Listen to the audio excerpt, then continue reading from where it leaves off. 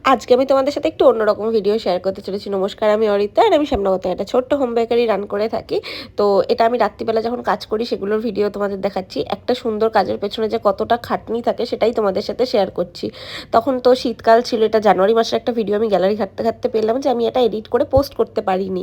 তো আমার এই কেকটার অর্ডার একদম সকালবেলা ছিল, তাই আমি কেকগুলোকে কমপ্লিট করে নিই। একটা অর্ডার সকালবেলা থাকায় আমি এই কেকটাকে প্যাকিং করে নিচ্ছিলাম, আর তোমাদের সাথেও দেখাচ্ছি একটু উঁচু হলে কেকটা কেমন করে প্যাক করবে তোমরা।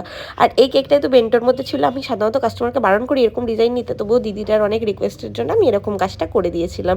তো এই কাজ করতে করতেই আমার ভোরবেলা হয়ে গেছিলো। বর্তমান অবস্থা আমার ঘরের, মানে এই জায়গাটা যেটা আর কি আমি এইমাত্র কাজ শেষ করলাম, আর এখন তোমরা দেখতেই পাচ্ছ এখন আজকে 13ই জানুয়ারি, মানে 12ই জানুয়ারি রাত 4টে, মানে ভোর 4টে এটাকে বলে। ওরকম বাইরে পুরো শুনশান অন্ধকার, তোমাদের সাথে দেখাই।